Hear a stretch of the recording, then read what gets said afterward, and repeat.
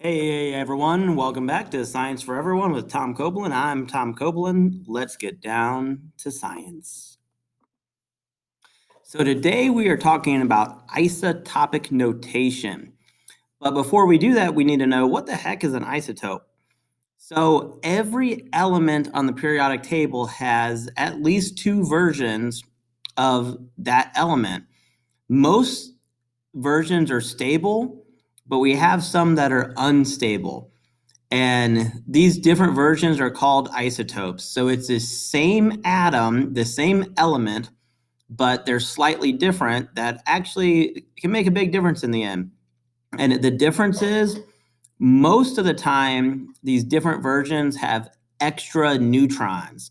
Now, what happens in most cases, these extra neutrons make the isotope a radioactive isotope.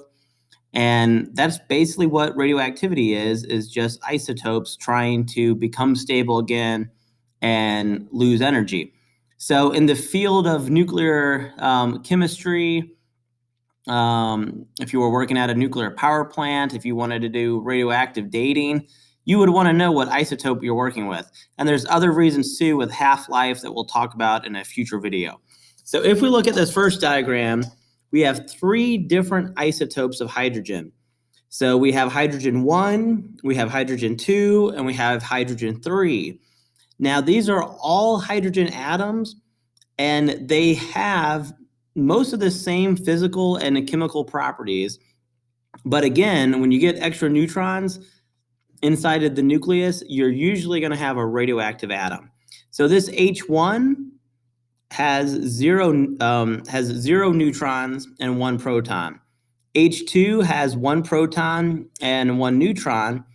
H3 has one proton and two neutrons. So that top number for isotopic notation is the atomic mass. The bottom number is the atomic number, which isn't going to change because these isotopes are all the same atom or element.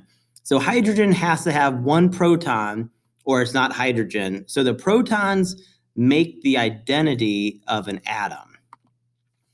This is also why, if you look at the periodic table, the atomic mass it's always in a decimal, because we are taking the average of the stable isotopes and the unstable isotopes and their occurrence, and we're finding an average. So if we look at carbon, it's 12.011.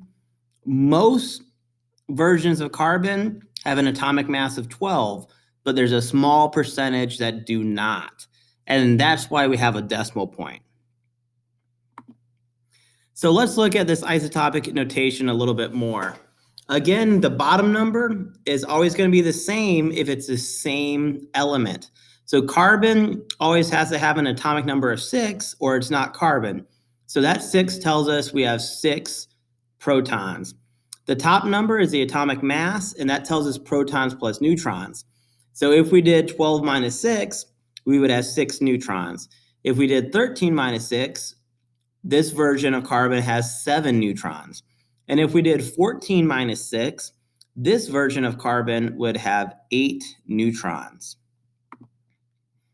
So again, sometimes you may see isotopic notation that doesn't tell you the amount of protons, but that's okay because it's assumed. If you see carbon 14, look at the periodic table, and for carbon to be carbon, it always has to have 6 protons. So a lot of times you won't see the atomic number in isotopic notation because it's assumed. You just need to look at the periodic table and you can figure it out. This last example with copper, this would be known as copper 63.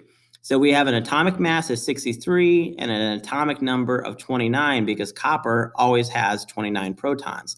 So this has been Science for Everyone. I hope you enjoyed, and I hope you learned a little bit about isotopic notation.